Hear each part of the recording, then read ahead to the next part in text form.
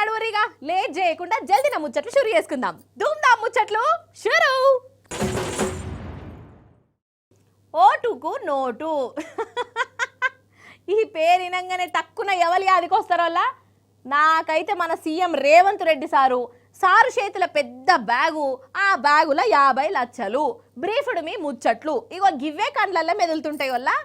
అది ఉత్తపచ్చి కళా పోషణనా మరి?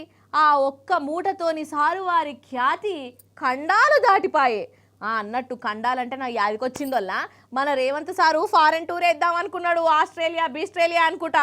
సందుగల బట్టలు కూడా చదువుకున్నాడటనోళ్ళ, అందరికి చెప్పుకున్నాడట కూడా, ఇక టాటా బాయ్ బాయ్ పోతున్నా అని. ఇక పోవుడే ఆలస్యము అని అనుకునే వరకల్లా టూరు వాయిదా పడ్డది. మరి ఎందుకు పడ్డది, ఏమిటికి పడ్డది? సార్ కాడ విమానం టికెట్లు లేవా, లేకుంటే ఎవరన్నా పోవద్దని ఆపిర్రా? ఏది ఓ మళ్ళీ కలుసుకొని వద్దాం రండి. ఇగో ఇప్పుడు డైరెక్ట్ ముచ్చట్లకే పోదాం వల్ల. మన సీఎం రేవంత్ సారు అట్లా అట్లా ఆస్ట్రేలియా, సింగపూర్, స్విట్జర్లాండ్ దేశాలను సుట్టేసి వద్దాము అని అనుకున్నాడోల్లా. ఇక డేట్లు గీట్లు అన్ని ఫిక్స్ అయిపోయినాయి కూడా. ఇక పోవుడే ఆలస్యము అని అనుకునే వరకల్లా సారు వారి టూరు వాయిదా పడ్డదట. ఎందుకు? తొవ ఖర్చులకు పైసలు లేవా? అయినా చార్జీలు గీర్జీలు అన్ని మన సర్కారు సొమ్మేనాయే. రాజు తలుసుకుంటే జనం సొమ్ములతోని ఈ భూగోళం అంతా గిర్ర గిర్ర జుట్టొచ్చుడు ఒక లెక్కనా అని అనుకుంటాన్రా? రాగురమ్మా, ఇక్కడనే అసలు కథ ఉన్నది. అయితే మన దేశం దాటిపోవాలంటే పాస్పోర్ట్ కూడా కావాలి కదా. కానీ రేవంత్ సార్ వారి కాడ గదే లేదోల్లో. ఇప్పుడు హోషిని పాడైపోను, ఏడవోడగొట్టుకున్నాడు, ఏడవాడేసుకున్నాడు. ఎలకలు కొరికినాయా, లేకుంటే ఏదైనా పైసల బ్యాగులో పెట్టి మర్చిపోయిందా? సీఎం కాన్నే పాస్పోర్ట్ లేదంటే ఇజ్జత్ పోదా అని అనిపిస్తున్నదా? అయితే మన సీఎం సారు వారి పాస్పోర్టు కోర్టులో ఉన్నది, కోర్టులా. ఇక ఆడ ఎందుకున్నదో మీకు ఎరకయ్యే ఉండాలి, అయినా యాద్ చేపిస్తా. అయితే ఒక 10 ఏళ్ళు వెనకకు పోదాం వల్ల ఒక ఎమ్మెల్యేను 50 లక్షలకు కొందామనుకొని దొరికిపోయింది చూడల్లా రేవంత్ సారు. గా కేసు ఇంకా ఉన్నది. అందులో రేవంత్ సారే ఏక నెంబర్ ముజ్రింగ్ ఉన్నాడు. ఇక బెయిల్ మీద బయటకు వచ్చిండు. ఇక అప్పట్లనే సారు పాస్పోర్ట్ ను కోర్టు జప్తు చేసింది. మళ్ళా చెప్పకషయక విదేశాలకు ఆరిపోగలనుకుంటా. ఇక అటెనక సీఎం సారు సీఎం కుర్చీలో కూసునే. సీఎం అయినా ఫారెన్ కు పోవాలంటే పాస్పోర్ట్ కావాలి. ఇక అది రేవంత్ సార్ కు కావాలంటే కోర్టును అడగాలి. కోర్టు వాళ్ళు ఇస్తేనే తీసుకోవాలి, మళ్ళా వాపస్ ఇవ్వాలి. పోయినసారి గట్లనే చేసిండోల్లా, ఈసారి కూడా గదే కదా. కోర్టుకు పోయి గిట్ల గిట్ల సంగతి సారు, నేను మళ్ళా ఫారిన్ దేశాలకు పోవాలి, కమస్కం 6 నెలల మందమన్నా నా పాస్పోర్ట్ నాకు ఇడిపించి ఇయ్యుర్రి అని పర్మిషన్ అడిగిండట. ఇక అదాలత్ కూడా సరే ఇక 50,000 జమానత్గా ఉండి నీ పాస్పోర్ట్ నువ్వు తీసుకోపో, జూలై 6 దాకా నీకానే ఉంచుకొని మళ్ళా కోర్టులో వాపస్ ముట్ట చెప్పు అని ఆర్డర్ వేసిందట. ఇక అందుకే పాస్పోర్ట్ అచ్చుడు జర ఆలస్యం అయ్యే వరకల్లా సారు వారి టూరు 2 రోజులు వాయిదా పడ్డది అన్నట్టు. పోయినసారి కూడా గిదే కథ అయింది. కానీ ఏ మాట కామాటేనోల్లా, ఎవరైనా ఫారెన్ దేశాలకు పోవాలంటే ఇంట్లో చెప్పి పాస్పోర్ట్ తీసుకొని పోతాం. కానీ మన రేవంత్ సార్కు మాత్రము అట్లా లేదోల్లా. సీఎం అయినా గానీ ప్రతిసారి కోర్టుకు పోవాలి, పాస్పోర్ట్ ఇడిపియుర్రి అని పర్మిషన్ అడగాలి. కోర్టోళ్ళు పాస్పోర్ట్ ఇస్తే తీసుకొని అప్పుడు విమానం ఎక్కాలి, లేకుంటే పోవుడు ఉండదు అదన్నట్టు ముచ్చట.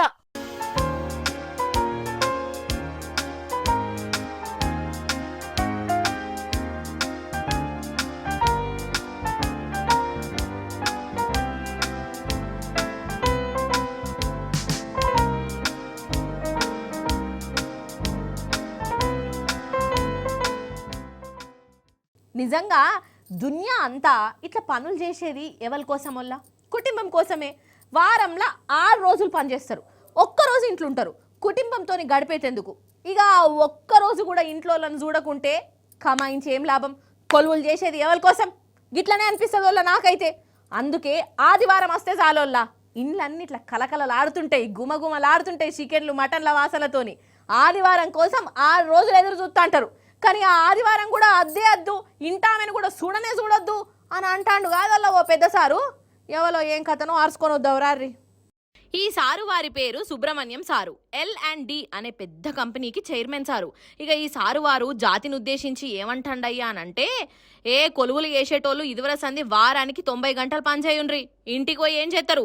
మీ ఇంటామె ముఖం ఏం చూస్తారు?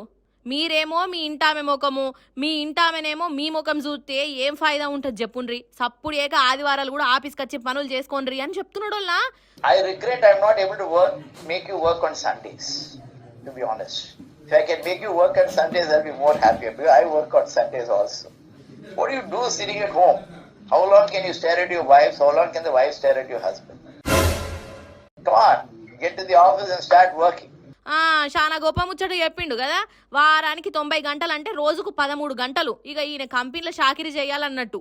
మరి జీతం గురించి అయితే తీత్తలేడు. సప్పుడేక ఆఫీస్కి వచ్చేటప్పుడు ఒక బకెట్ తువ్వాల బనీను కూడా తెచ్చుకోర్రి అని అనకపోయినవు సారు ఒక చిత్తమైతది. అయినా పని గంటల కాడ భార్యల ముచ్చట ఎందుకు తీసిండుగా వచ్చినే? చూస్తేనేమో పెద్ద మనిషి లెక్కున్నాడు. భార్య ముఖము ఈయనకు చూడబుద్ధి కాకుంటే చూడకపోని. ఇక ఈయన లెక్కనే అందరు ఉండాలంటే ఎట్లా? ఇగో గిట్లనే గరమైతాన్రోల్లో మరి జనాలు కాదా మరి? అరే కొలువులు చేసేదే ఇంట్లోళ్ళ కోసం, వాళ్ళనే చూడకుండ్రి, భార్యలను చూసుకుంటా మురిస్తే ఏమొస్తుంది అని అడుడేందోల్లా. అవునా కాదా? ఇక ఈసారనే కాదోల్లో ఇన్ఫోసిస్ పెద్ద సారు నారాయణమూర్తి సారు కూడా అప్పట్లో గిట్లనే ఉచిత సలహా ఇచ్చిండు. వారానికి 70 గంటలు పని చేయుండ్రి, అట్లయితేనే మనం మీదికి వస్తాం అని ఏదో రాగం తీసిండు. సరే 90 గంటలు 70 గంటలు పని చేసుకుంటూనే ఉంటాలే అని చెప్తున్న ఈ పెద్ద సార్లకు జీతాలు ఎంతుంటాయి? వీళ్ళకి ఏ పాటు పైసలు వస్తాయి? అదే వీళ్ళ కంపెనీలలో కొలువు చేసేటోళ్ళ జీతాలు ఏ పాటు ఉంటాయి? మరి మీ లెక్కనే సమానంగా జీతాలుంటే 90 గంటలు కాదు సారు, 100 గంటలు కూడా వేస్తాము. అందరూ సమానంగా జీతాలు తీసుకుందాం. మీరు పని చేస్తున్నారు, మేము పని చేస్తున్నాం, లెక్కకు లెక్క, చెల్లుకు చెల్లు అని దెప్పి పొడుస్తాను రోల్లో ఇళ్లను. ఇక ఇంకొక దిక్కు భార్యల ముచ్చట వచ్చింది కాబట్టి దీపిక పండుకోనే అసాంటి హీరోయిన్లు, మహిళా సంఘపోళ్ళు కూడా ఈ సుబ్రహ్మణ్యం సారు మీద ఘరాన్ కత్తాన్రు. భార్యలంటే గంతాలు సైపోయినరా అని జర గట్టిగానే అరుచుకుంటాన్రు. రోడ్డు మీదికి బండి తీసినామంటే బరాబర్ హెల్మెట్ పెట్టుకొని నడపాలి. హెల్మెట్ లేనోడు బండి నడపనే నడపొద్దు, అంతేనా కాదా? ఈ హెల్మెట్తోనే ఎన్నో పానాలు దక్కుతున్నాయి నన్ను అడిగితే. అందుకే హెల్మెట్ పెట్టుకోనోళ్లకు ఎంత ఫైన్ వేసినా మంచిదేనోళ్ళ. అయితే అక్కడక్కడ పోలీసులలో కూడా చాలా హుషారు పోలీసులు ఉంటారు. వాళ్ళ కార్లో పోయేటోళ్ళకు కూడా హెల్మెట్లు ఉండాలి అని అంటుంటారు. బస్సు నడిపేటోళ్ళు హెల్మెట్ పెట్టుకోకుంటే జుర్మానా కూడా ఎత్తారు. ఇక వాళ్ళను మించిన తెలివి మంతులు కూడా ఉన్నారు. ఇక మరి వాళ్ళెవలో ఓ మల్క చూసేరు మీరే. వరెవ్వా, నిజంగా మధ్యప్రదేశ్ పోలీసులు అంటే మధ్యప్రదేశ్ పోలీసులే పోన్రల్లా. వాళ్ళని ఎంత తారీఫ్ చేసినా తక్కువనే.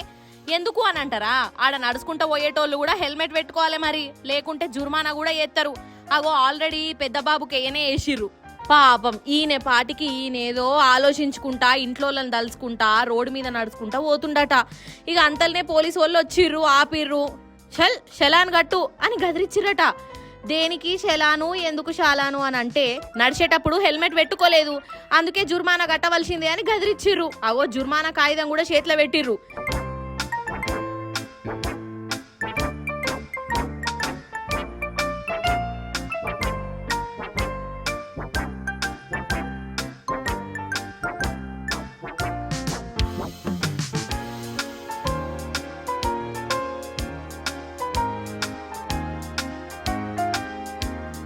నిజంగా చాలా గొప్పోళ్ళు కదా నోళ్ళు అక్కడి పోలీసులు. ఇన్నొద్దులు ఖాళీ బండ్ల మీద పోయేటోళ్ళే హెల్మెట్ పెట్టుకుంటారని అనుకున్నా, కానీ మధ్యప్రదేశ్లో మాత్రం నడుచుకుంటూ పోయినా హెల్మెట్ పెట్టుకోవాలి అన్నట్టు. మీరు ఎన్నడన్నా అటుకెళ్ళి పోతే చేతులు హెల్మెట్ పెట్టుకునే ఓన్రోల్లా.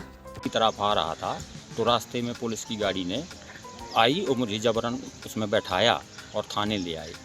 और इसके बाद मेरा वहाँ मेरे साथ अभद्रता की, गाली गलौज की और मेरा चालान काट दिया। हेलमेट पूछा था, कह रहे थे हमें टारगेट लक्ष्य मिला है इसलिए हम काट रहे हैं। पैदल आदमी का तो उन्हें मतलब धमका के हमें चुप करा दिया। అసలు నాకు తెలిసి కరోనా పురుగు అచ్చిపోయిన తర్వాతనే కావచ్చు అందరి మెదళ్ళు పిసపిస ఎత్తాన్నాయి. వల్ల మోకాళ్ళల్లో కాదు కదా, మెదళ్ళు అరికాళ్ళకు జారిపోయినాయేమో అని అనిపిస్తున్నది. అందరూ మెంటలోళ్ళు బేకార్గాళ్ళు మోపైన వల్ల చుట్టుముట్టు. అగో చూడుండ్రి మీరే. ఈ కారోడు కంతిరోడా మంచోడా? అగో వస్తుండా, ముంగట గుద్దనే గుద్దిండు, ఇంకా నయం ఆపిండు, వెనకకు తీసుకుపోయిండు. సరే మంచోడే పటు తెలవక టక్కర్ చేసిండు కావచ్చు అని అనుకున్నా. అంతల్నే వాడు చేసిన కంతిరేషము చూడుర్రోల్లో. ఇక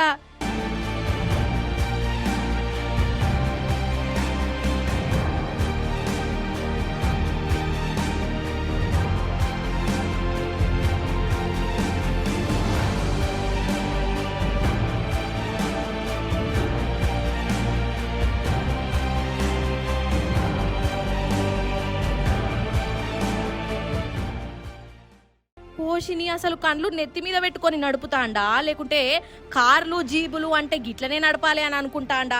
ఆడ మనిషిని గుద్దిండు, మళ్ళా జనం మధ్యలోకెళ్ళే తీసుకుపోయి స్తంభాన్ని గుద్దుకుంటా పోయిండు. అది ఇంకా కరెంటు స్తంభము. ఆడ ఉన్న జనాల మీద తీగలు పడితే ఎట్లుండు కథ? ఏం మనుషులో ఏం దివానగాల్లో పటు కొంచెమన్నా దిమాకుల గుజ్జనేదే ఉంటలేదు కొందరికైతే కదా.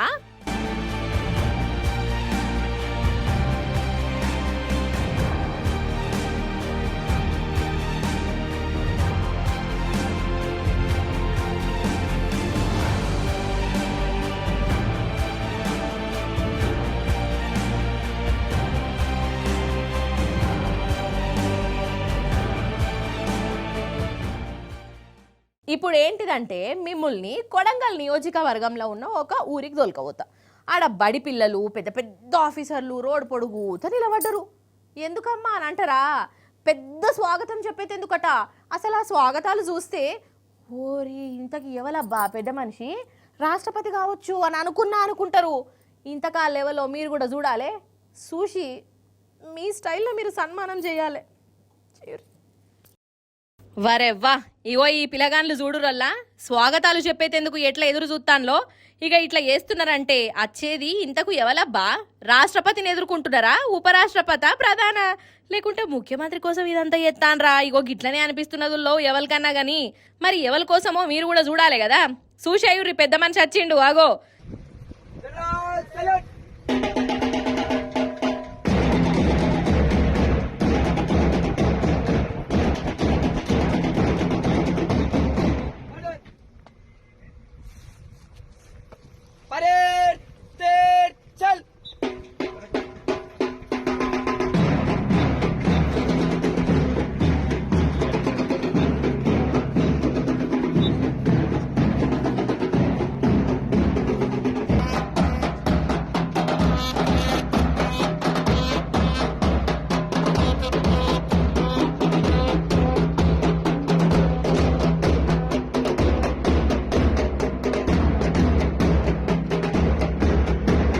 అగ్గగ్గగ్గగ్గో ఈ సారు కోసము పిల్లలు గిట్ల స్వాగతాలు చెప్తున్నారు. ఎవలబ్బా అని జుట్టు పట్టుకోకుర్రి. ఈయన ఎవలంటే ముఖ్యమంత్రి కాదు, మంత్రి కూడా కాదు, ఎమ్మెల్యే కూడా కాదు, ఆఖరికి సర్పంచు వార్డు మెంబర్ కూడా కాదు. కాకుంటే ఏంది సీఎం రేవంత్ సార్ వారి తమ్ముడాయే, పేరు తిరుపతి రెడ్డి. అది చాలదా ఇట్లా మర్యాదలు తీసుకునేందుకు? ఇక చెప్పుండ్రల్లా అసలు మనకు ముఖ్యమంత్రి రేవంత్ సారా లేకుంటే ఆయన తమ్ముడా అన్ననా? పేరు రేవంత్ సారుది, పెత్తనం అన్నదమ్ములది. అవో గట్లనే కొడుతాంది. మన రాష్ట్రంలో రేవంత్ సారు కుటుంబం రాష్ట్రాన్ని ఏ తీరులో ఏలుతున్నదో అందుకే కావచ్చు ఈనాడు మా జనాలకు సీఎం పేరు కూడా యాదుకుంటలేదు. ఇక ఇంతమందికి ఇట్లా మర్యాదలు తీసుకుంటుంటే అసలు సీఎం ఎవలో కన్ఫ్యూజ్ అవుతుండరై ఉండాలి కదా. ఇక ఇట్లా కుటుంబమే ముఖ్యమంత్రులు, మంత్రులు, ప్రధానుల లెవెల్ల మర్యాదలు తీసుకుంటుంటే కుటుంబ పాలన గురించి వీళ్ళు మాట్లాడబట్టే అని గరానికొస్తున్నారు లో సోషల్ మీడియా జనాలు.